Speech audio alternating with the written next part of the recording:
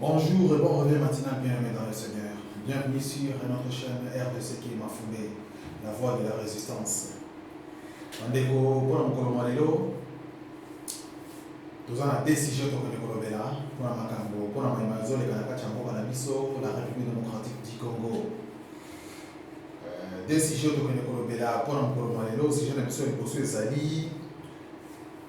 Le président Félix Tshilombo espère une année 2021 plus meilleure pour les Congolais. Oezali, si j'ai un abisso et pour sauter pour l'Obéla, pour le portiquer, si j'ai un abisso et un mi-balai, Ezali, cinquième convoi de réfugiés en un an à Kigali, au Rwanda. Voilà pour des sujets que nous allons débattre aujourd'hui. Donc, décortiquer les okota na mozindo po toyeba eloko nini ezali koleka lelo na nini na début ya 2021 oyo nakanisi presque bakongolais nyonso surtout bafanatike ya nini ya Félix Tshilombo babandaki kozela discours na ye oyo lokola bozongi ya mwana nkolo mpona bango Félix azosala mosala na ye na kati ya mboka wana ndenge esengeli. Mais mpona bato lokola biso ba résistant nakanisi toza wana basinzili lokola basinzili ya mboka. Moi personne nazali sinzili, nazali molobeli ya Congo, naza wana mpona kodénoncer maimanso ya mabeto ya malamu na ye mazali koleka na kati ya mboka na biso République démocratique du Congo bandeko na ngai. Voilà pourquoi na kati ya discours na ye nyonso oyo Félix Tshilombo alobaki mpona nini alobelaki bana Congo. J'ai retenu quelques mots et voilà pourquoi nazwaki nini wana alobaki non, il faut na partager quelques mots que j'ai retenu dans son discours pour na toya ko décortiquer makambo oyo soki ezali ya solo to soki aza koloba ngo kaka mpona koamuser la galerie bandeko na ngai. Na kati ya discours ya Félix Tshilombo nini chapitre oyo na retenaki bandeko na ngai na discours na ye le 31 décembre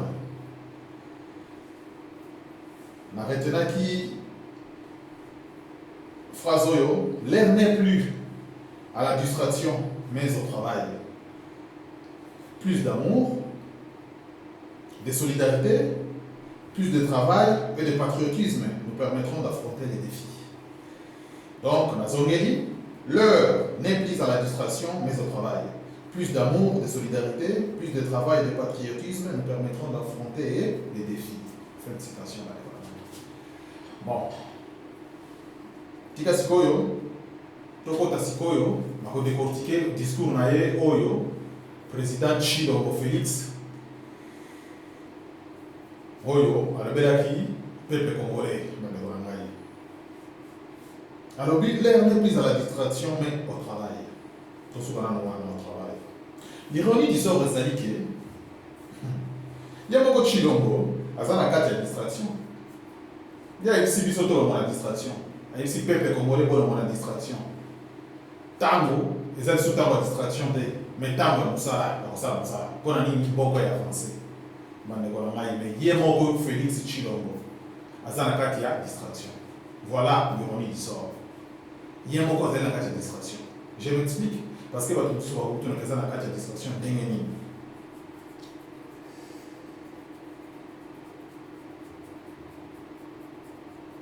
Abali c'est juste un lobby, mais au travail. Mais ceux qui t'ont dit, est Félix Tshilombo. Alors ça n'a été égalité.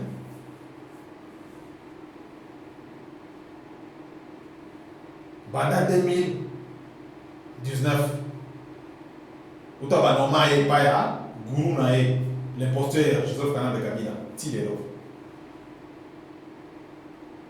Alors ça n'a été égalité. Pourquoi on a oublié que ça n'a pas été égalité? pour ça, musala ndenge segeli. Il faut ça les nango banane. Il faut musala wana et ça les mapona peuple congolais. Mais yé azo ça musala pona ba rwandais, pona ba occupant. Voilà pourquoi j'ai dit qu'il ne fait pas son travail comme il le fallait, comme il faut. Donc il est là pour servir les Rwandais, hein? Il est là pour servir ceux qui l'ont nommé à la tête de la République démocratique du Congo. Il est là pour servir les occupants. Voilà ce qu'il est en train de faire, mes chers amis, mes chers frères et sœurs congolais. Voilà ce que Tshilombo Félix est en train de faire. Il ne travaille pas pour la population congolaise. Il ne fait rien pour les peuples congolais. Tout ce qu'il est en train de faire, c'est au profit des occupants. Ceux qui l'ont nommé à la tête de notre pays. Voilà pourquoi, dans ce cas, il y a une distraction. Il faut que nous ayons une distraction. Oh, ça dit que ça peut être une distraction. Il y a beaucoup de fois une distraction. Il y a beaucoup de fois se mettre au travail, qu'il fait son boulot comme il faut, qu'il travaille pour le pays, pour le peuple congolais. Il faut qu'il soit là où il ne faut pas être pour le peuple congolais. Et si cas, nous sommes makambo ezali koleka na este kuna na bunia ayebi azali na tête ya mboka ayebi très bien makambo nini ezali koleka kuna mbala boni yose kita kuna mpona kokende kofortifier population ya este mbala boni akita kuna soki azaka na baintere na ye soki azala mwa ba nini ba réunion na ye ba continuer ba bengisi ye oya tokutana lelo na este ndokomona kiti. Mais pour la kopita ke lelo peza na tiki kiti na nga bokonzi na Kinshasa na lingina kita peza na est na champ de bataille, hein, esika baso boma bandeko na nga ba congolais esika bandeko na nga ba congolais bazali kokufa mikolo nyonso na kende ko fortifier bandeko na nga wana na kende kotala qu'est-ce qui se passe là-bas na tala soki na kiko sala eloko ni na kiko sala pour apporter soutien na bandeko na ngai bao bazali côté ya est kuna bao bazali kokufa mikolo nyonso.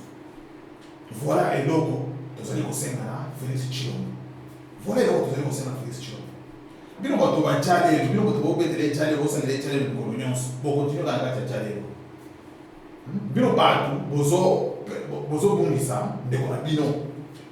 Kwa ça ça na ipete. Voilà, yamona ba mikolo nyonso ke posons-nous de bonnes questions.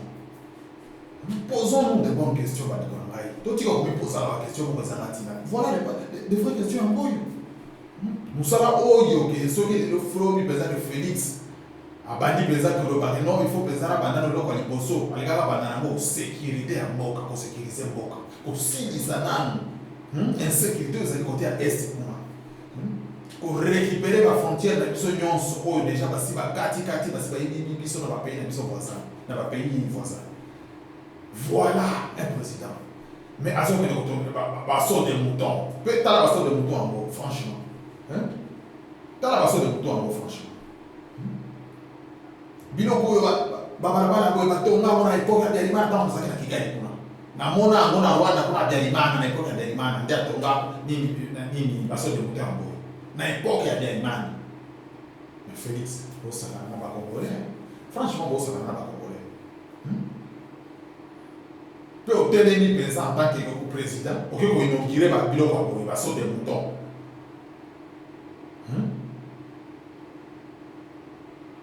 et l'autre côté attaque no bani ba maire bani oyo ba gouverneur ya Kinshasa ba ke ko inaugurer so que pour na yo c'est que pour na yo mo libeza ko sali eloko moko pensa o sali musala 400 millions de bloquer yo na kamera 400 millions baso de mouton wana ko inaugurer wana de 400 millions qui na baso de mouton wana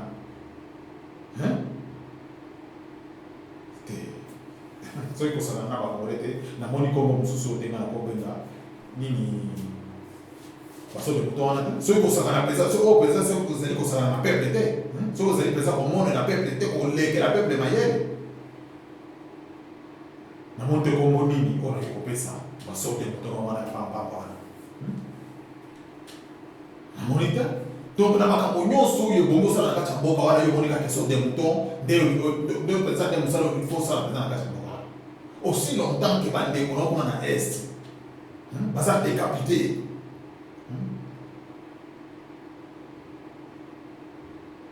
même pas un mot ya kokanisa bandeko na oyo bazali kuna na est ya beni kuna bazali kosila mikolo nyonso bazali violé bazokata bango mitu baza komassacre bango même pas un mot que osouhaité na bacongolais 2021 oyo ezala plus meilleur ça veut dire quoi ça plus meilleur na nini kozala plus meilleur ndenge nini oyebi très bien que le pays eza déjà occupé soki mpenza ozali mpenza président ya solo félix banda nano kobengana barwande nyonso wana batondeli biso na kati ya gouvernement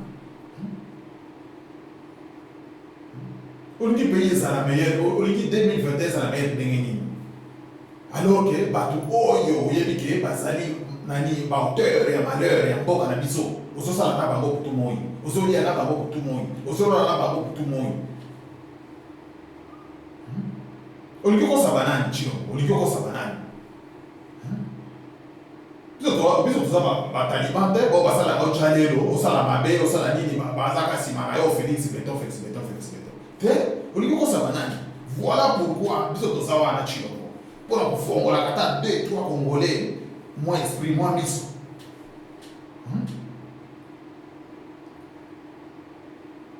année 2020 olingi ezala meilleur ndenge nini mpona bakongolais olingi ezala meilleur ndenge nini na ndenge nini pesa biso nini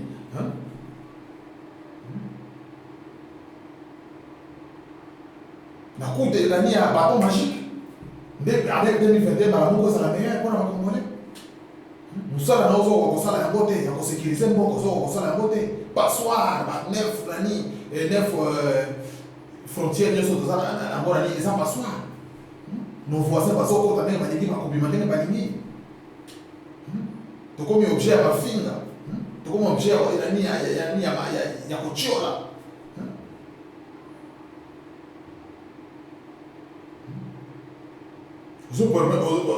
ozotelema mpenza ozopromettre bakongolais ke 2021 oyo ezala nini tout ça donc nalingi 2021 ezala plus meilleur ke nini mpe bandeko oyo ya bataliba wana babeteli yo maboko mpona bango donc discours mpenza eza bien donc olobi makambo moko ya nini ya motuya achilongo va au diable chilongo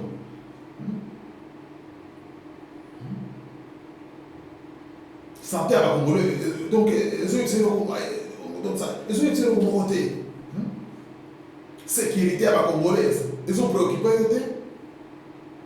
et donc ils ont préoccupé la minute donc qui dit qu'à compte tapis rouge on continue pour y pas à cause ça va Congolais comme ça donc c'est ton contact clair papa c'est ton contact clair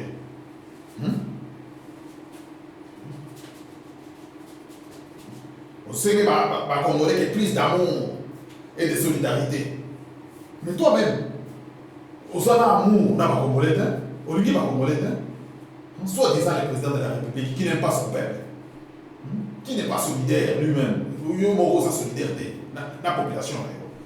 Qui est solidaire, na bateau bazali obéi sa mboka, bateau bazali comme mboka, bateau bazali comme peuple. Voilà les gens avec qui tu es solidaire, tu vois. Au lieu d'être solidaire avec des frères et des sœurs congolais, pour autant la dernière niveau qui libérer pour la maboka la douane, mais non. Yo qui est s'allier là-bas, occupant, au travail là-bas, au salaire là-bas, on ça. Peu aux autres congolais que soyons solidaires, soyons tous en aboli, mais on continue à congolais tous en aboli. Pour ce qu'on a dans la politique, mais le gros sola là, pour la sécurité des alliés qu'on a à l'est. Pour la sécurité aux alliés dans la ville à Kinshasa, mais aux alliés qu'on a pour la sécurité aux alliés dans la ville à Kinshasa. Tout tu vas dans l'est, pour est déjà comme moi musique. Mais tu as à Kinshasa on est aux alliés. Aux autres on va témoignage tous les jours, il y a un enlèvement. Aux autres on va témoignage tous les jours, il y a un kidnapping. Il y a un viol. Il y a un crime. Aux autres on va témoignage tous les jours. ndenge bandeko bakombe bazali kosufrir mpe oyebi banani bazali na motu ya makambo nyonso wana ya mabe ozosala na kati ya nini ya province ya Kinshasa oyebi yango très bien mais tu fais les sourds d'oreille ondimi mpenza osipa matoi osala neti ezoyoka te okangi miso makambo oyebi très bien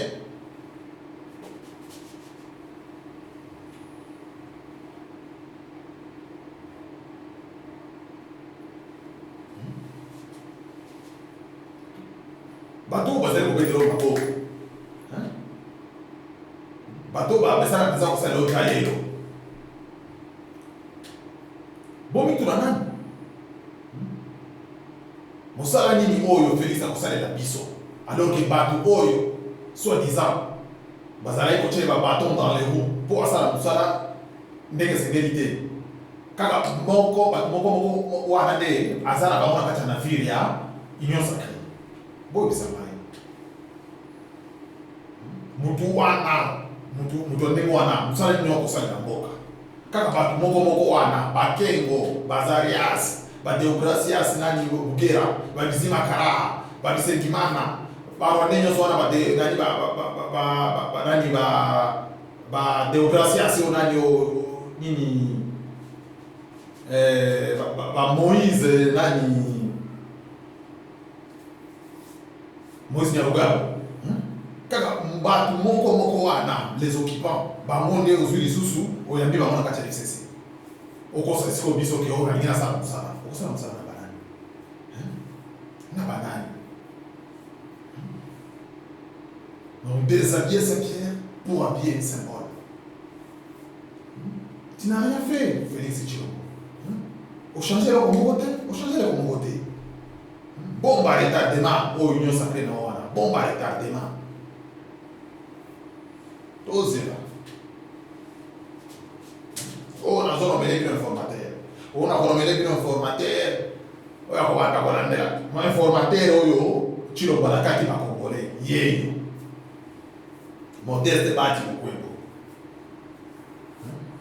garçon mpe ya course ya barwandais informateur oyo mpenza nini akangaki biso matoi bozela na kolomele bino informateur nini so bona boyo oyo alakaki peuple congolais Modeste Bati Mukwebo garçon de course ye mpe ya barwandais au service des occupants.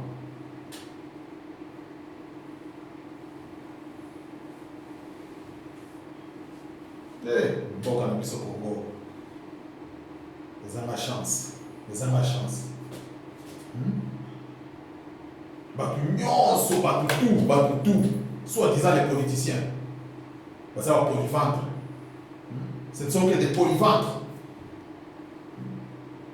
donc bazowelela kaka donc kokota na politique mpona kosenrichir mpona kodetourne mbongo ya population mpona koyiba mpona konyokola peuple mpona kotonga bandako mpona kotambola na bajipe voilà kozala bapoliticien ya Congo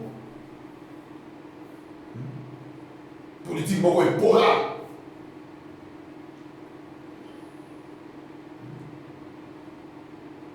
mpe bokoleka na batele bolingi kopesa baleson morale epa bacongolais bino koza na baleson morale kopesa biso te minyipi que vous êtes incompétent que vous êtes malhonnête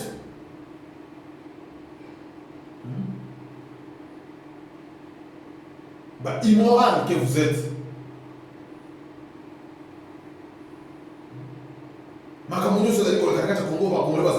vous êtes indifférent. Vous êtes indifférent, ça ne vous dit absolument rien.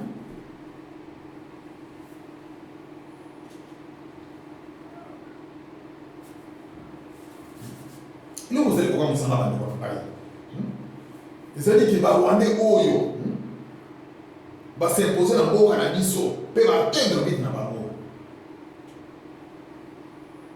dans le Rwandais.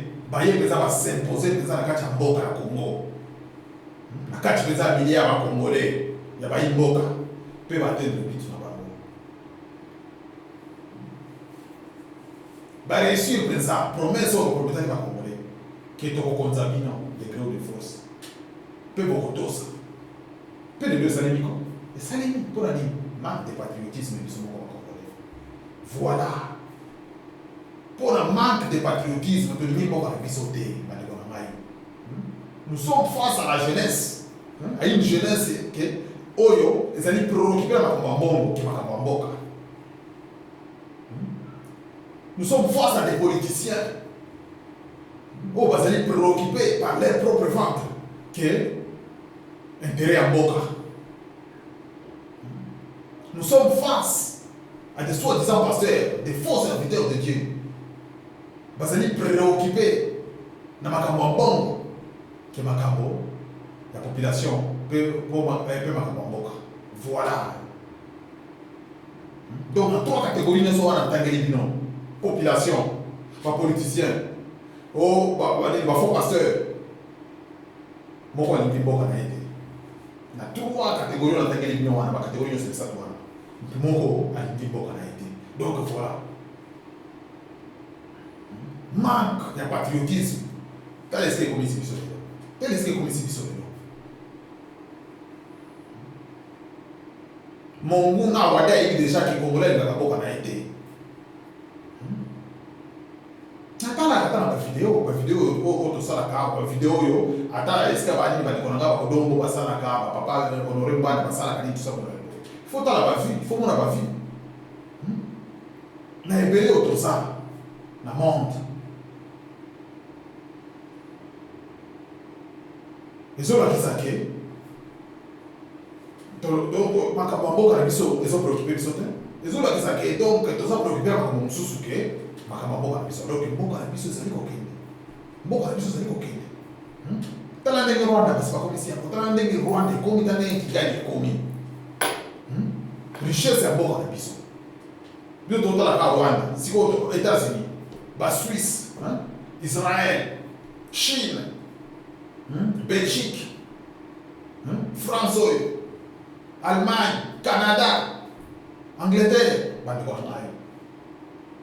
mais le Congo pesa na minute mais le Congo na ceux qui pesa tous na pesa na maboko na biso qui na pesa que tous na maboko na biso na président pesa o ya zali pesa patriote mais le Congo tous comparé aux États-Unis à niveau infrastructure mais tous comparé aux pesa na pays des États-Unis bala pesa o pesa ba frère bala parce que tout est pas ba vrai balabala oyo apenzaki ba autoroute ya solo oka oyo tomona bapenzaka na États-Unis ya ndenge wana ndenge ezalaka kati ya mboka wana ya Congo soki tozala bapenza bapatriote soki tozala bapenza na président oyo ezali kosala mosala mais voilà esika tozokende mais malgré makambo oyo nyonso tovivre malgré makambo pendant 20 ans mais ezoteyaka kaka bakongole te congolais azoteyaka kaka te congolais azoteyaka kaka te aza spectateur ya ye moko olia lamuka azopongi ndongo ezoya biso makasi pongi ezoya kilo ye tozoyi koloka président Chilombo tika na répondre yo tika na répondre yo mosala oyo tozali kozela mosala oyo biso tozali kozela nga lokola sinzili lokola molobeli wa mboka ya Congo lelo na yo boye si tu n'es pas informé tika na informé yo la ville de Beni connaît un afflux de déplacés en provenance de Mwenga de Nzenga Mutwanga et Boulom en territoire de Beni suite à l'activisme des soldats rwandais au Canada.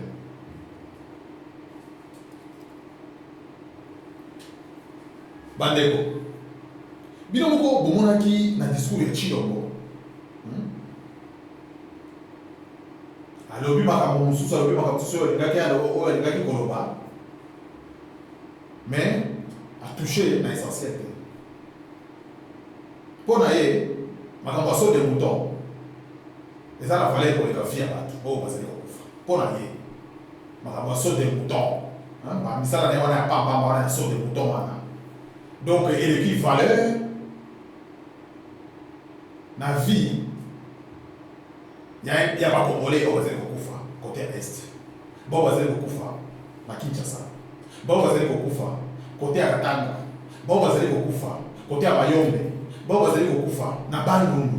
Bon Bazali Kokufa, na Équateur. Bon Bazali Kokufa, côté Kalemi. Bon Bazali Kokufa, côté ya Kisangani. Donc pour na yeso de moutons, na ba discours na ya pamba ba ya nini 2021, ni tout ça pour la bonne j'espère qu'elle cause la meilleure pour les gens. Est-ce que à boy to bon d'accord le bac à boy parce que à yebi ma bonne chose de l'école pour la catch est mais à boy ko le pour la nini hein à boy ko le même pas les 40 civils oyo bazala qui égorgé la Beni bazala qui égorgé la Beni dans la localité ya Alumuba 40 civils oyo bazala qui égorgé na ba ki oyo ya zeko sala na bangona union sacrée de Rwanda ba Rwanda na ba Uganda afa bonne année ayebaki azala ni na information wana aboyi kolobela bango pe na fait des discours na ye na Beni 25 civils bazalaki massacrés par les Rwandais et les Ougandais oyo ezali kosala na bango na kati ya union sacrée na ye wana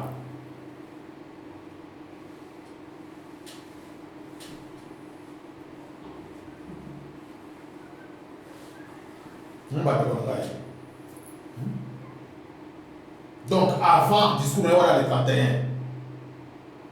40 25 65 civils au Bazalika massacré bazali égorgé à côté à Beni est-ce que vous aussi vous yoki chilombo télé pour alobela ba massacre oyo zali ko à côté à Beni boki alobela mais à son promettre binoke alingi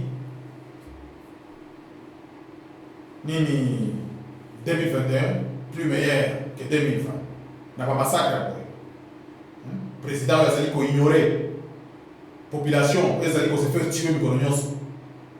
Ayebi makamyo Ezali ko kuna Ezali ko ignorer même pas ko rendre pas hommage même pas.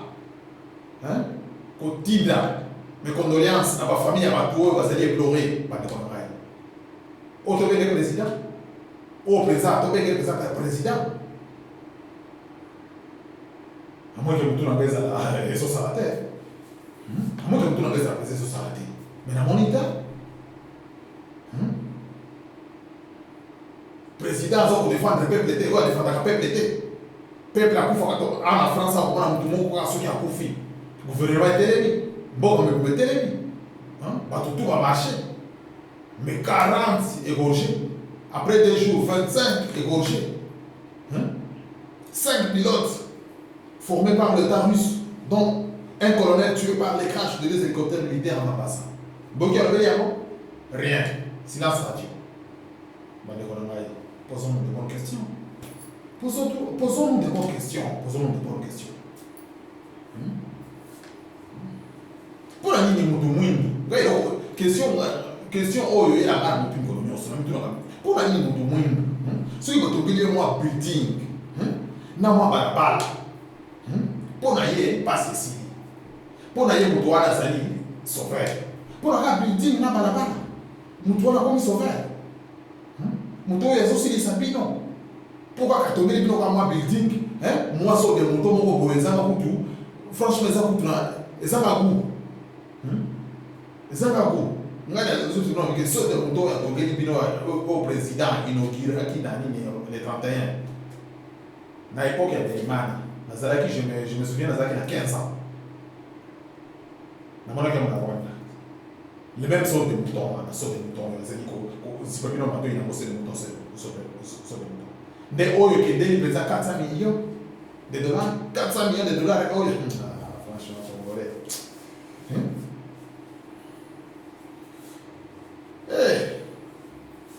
pour aller mutu mwindo pour se faire avoir des attaques très faciles bande ko ngai na biso bato toza na poto awa tozomona ndeni développement tozomona déjà maïle na biso c'est commis déjà eza moi développer ko leka bao par exemple na nini na mboka par rapport à makambo o tozali ko vivre awa on peut mutu poto pesa pe asali ko publier pesa que ça de mutu asali pesa pour ça bande ko bazali ko sila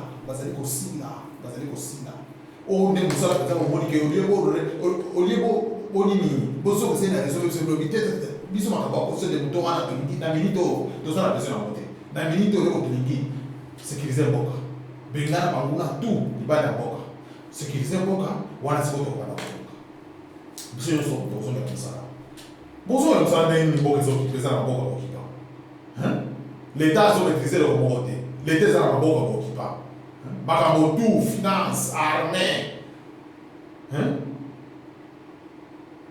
tout mais ça n'a pas beaucoup à l'occupant. Tu on a maîtrisé le côté. À se gérer le côté. Zali posons-nous des bonnes questions. Posons-nous des bonnes questions, les Congolais. Toi, se poser ma bonne question. Totika, poser la raba, tu vas fanatisme. Tu sais, poser la fanatisme, on va tina. Qui jale le mot, on va tina.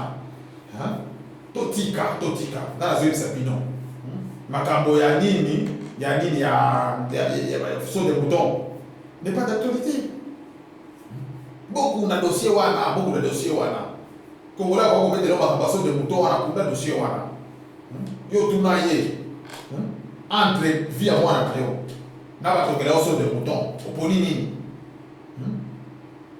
to ya to boma mwana na yo to bomela mwana na yo to tengelo so de bouton ele ka pepe ni na yo bouton ko robetele maboko o ko robetele maboko abomeli nga mwana me to nga so de bouton abomeli nga mwana atonga nga bitini faut ça la soba ko kole kwa maduri na ba so de bouton zanga tina ba de ko bino bazali ko kufa mikolo nyonso bazali ko kidnapper ba de ko Kinshasa ba de ko ngana Kinshasa mikolo nyonso ba témoignage ezali donc ba témoignage ezali mais gouvernement va ça la carrière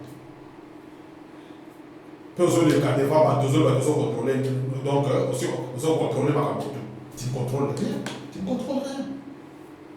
bato ande ba ça contrôler yo bato yo qui confiance wana ba Rwanda wana ba tala ba ça contrôler bango wana ba ça contrôler mboka wana yo ko faut mwana pongi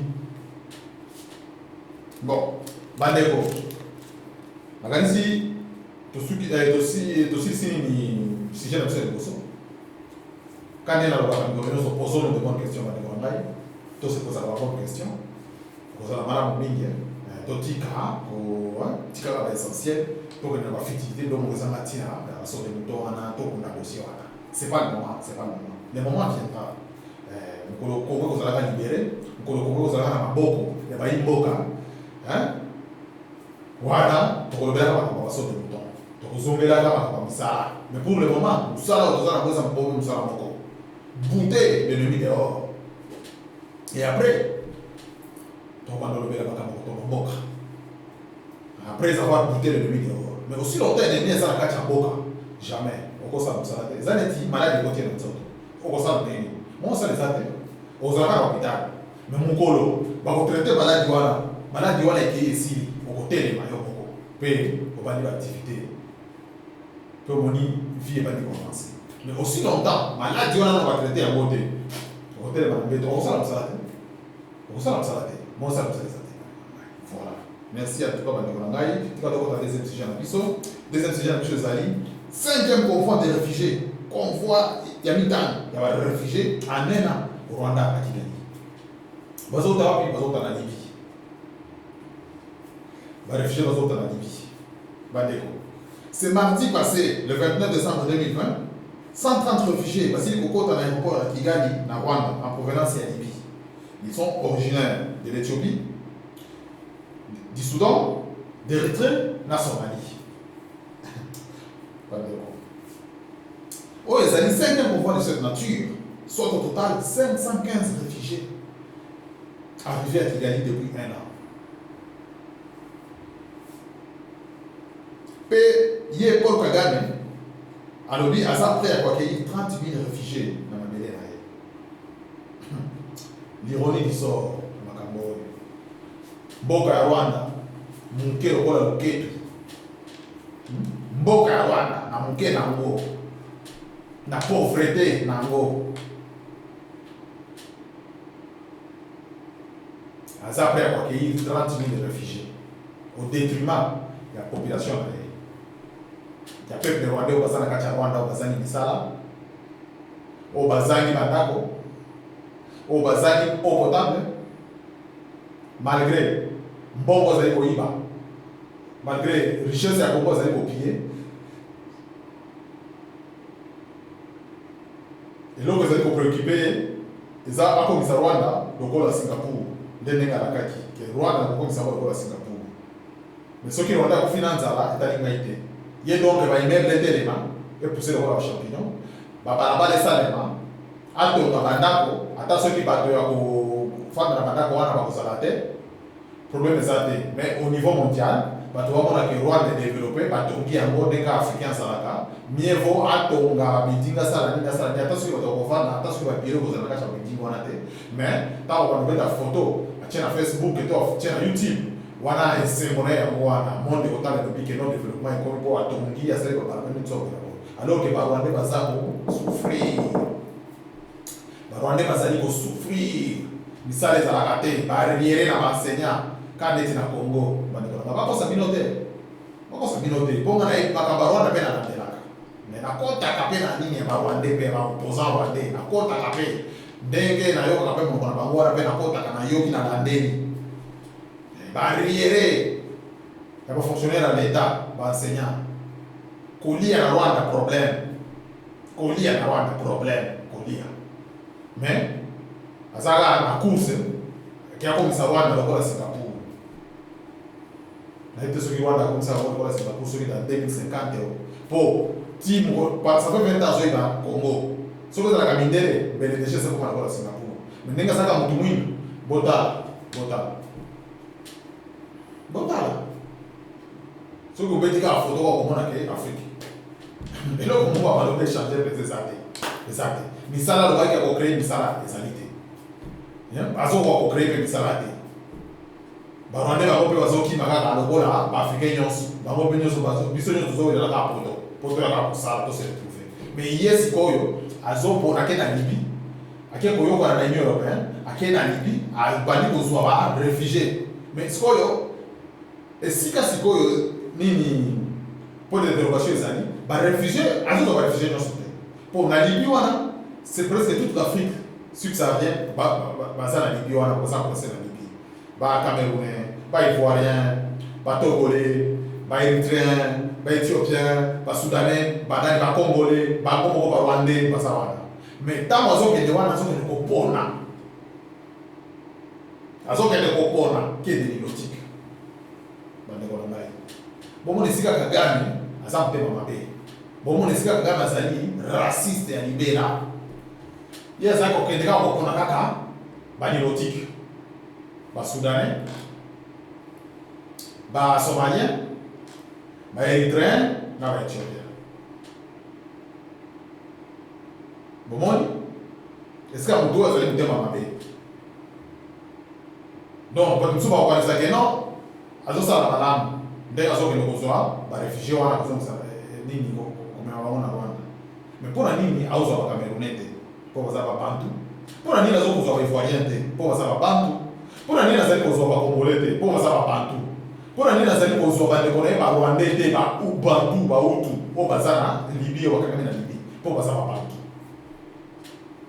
ozomona mote ya mabe ya moto mais nakozwa banilotique azozwa banilotique wana il y a une idée derrière sa tête une idée machiavélique akitisa bango na une fois soki bakiti na Kigali aloge bango abandi kolave bango cerveau alave bango cerveau ndenge ya kotinda bango na Congo mpo bakende korenforce barwandais oyo bazali kobundisa balingi babalkanize mboka donc bandeko ya babisi makara bandeko ya bazarias ruberwa bandeko ya banani ya bamoïse Nyamugabo donc bakota kotia est barenforce mpo ndenge bango baza mpenza mingi te na Rwanda il faut sikoyo apluka banilotique mosusu sikoyo ntango sikoyo bakozwa sikoyo Congo bien babalkanize Congo bazwi territoire na bango ka ndenge bangai basala na minembo wana sikoyo basali ndenge nini azokisa bango alobi ke ntango tokozwa territoire na biso wana to nini toke bendele na biso mbala moko tosali nini toinstalle empire Hima. Voilà but, voilà objectif ya Kagame ozali nango bato na ngai. Oyo mpe akendeki ti Israel kokende kosenga Benjamin Netanyahu apesa ye bafarasha baethiopien oyo Benjamin Netanyahu aboyaki oyo aboyaki kopesa bango mikanda me Kagame akende kuna alobi pesanga bango bakita na Rwanda ngai epana nga naza na esika kotia bango me Kagame yo oza na esika kotia baeritréen oza na esika kotia banani basomalien oza na esika kotia banani baethiopien oza na esika kotia basoudanais me esika kotia bandeko nao babantu oza nango te barwandais oyo bakima babantu oyo bakima oza na esika kotia bango te Kagame okokosa bana babotami lelo ozomona boum na yo nyonso biso toyebi yango donc makambo nyonso ozali kosala toyebi yango bato nyonso wana ozozwa bango bazoki okomisa bango na Kigali olave bango cerveau otindi bango na est na kote ya RDC bakende komasakre bakongole bakende barenforce batroupe na yo baza kuna mpo basala nini baokipe mboka babalkanize mboka après bosala pire hima voilà bito ozali nango kaka ndenge bomesana oza na monde à l'envers c'est un monde à l'envers.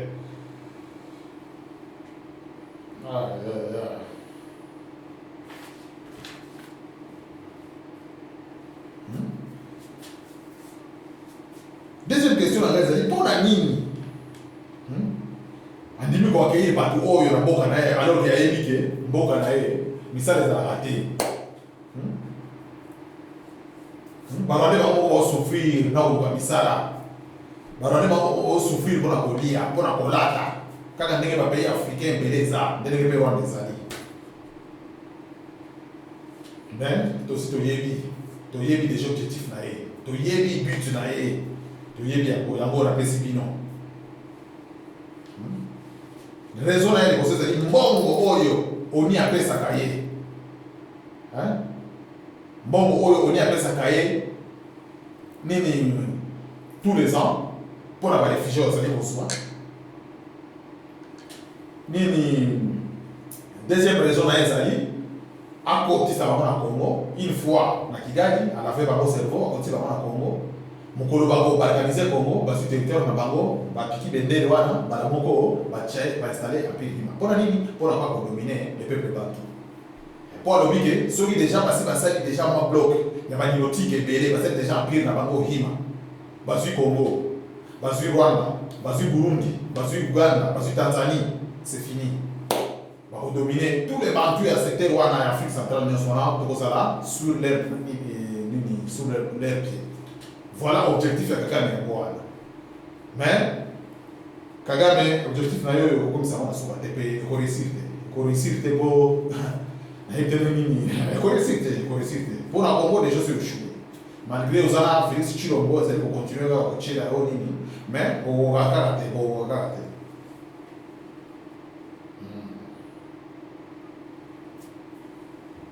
mpona bango il faut la RDC balkanisé ils ont leur territoire qui planteront leur drapeau mpe mbala moko baanexe territoire yango na Rwanda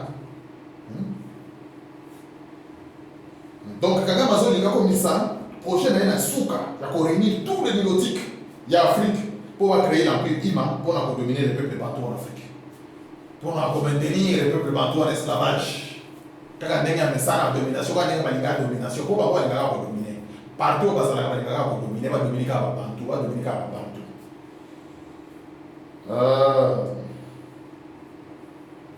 eza pasi bandeko na ngai voilà bandeko na ngai nakanisi nini deuxième sujet na biso mpe ekomi na suka mpona mokolo mwa lelo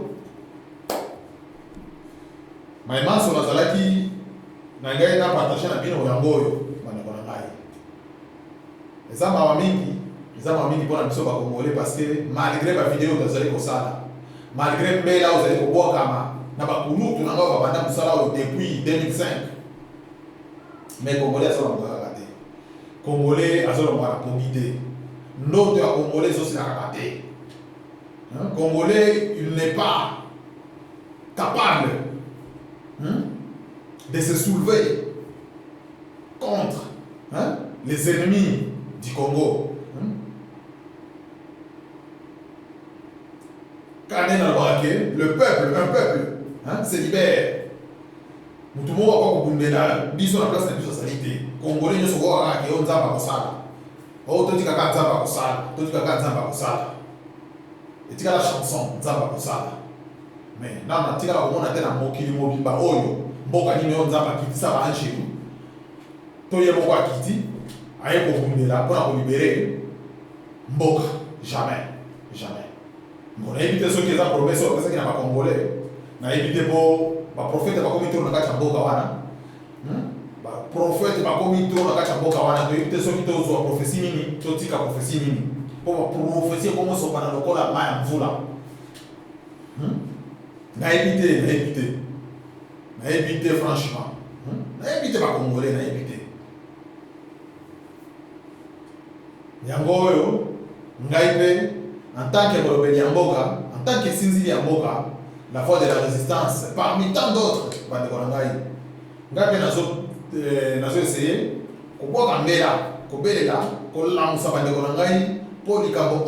c'est un devoir pour tout citoyen congolais. Est-ce que Azali est congolais nyonso, est-ce que Azali sans exception, congolais nyonso, est-ce que Azali, donc il faut asakabaler na makaboyo. Pour mboka na biso za na danger, pour mboka na biso zali na danger. Botika kotala ya bafaux politiciens wana. Botika kotala ya bafaux politiciens wana po bango bazana kati ya système. Bango bazana kati ya système. Donc les alliés système ya intérêt personnel. Il faut que biso petit peuple to sangana entre biso. To sala liboke. Un seul peuple de Toki Bokene Kotelema to libérer mboka wana. Surtout les peuples quinois, les peuples quinois.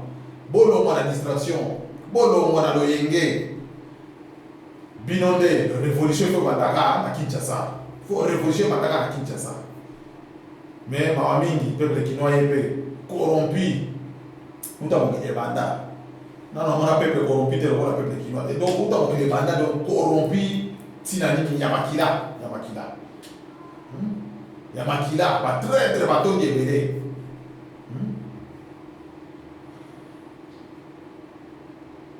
Balingi mboka na bango te, eza pasi mingi.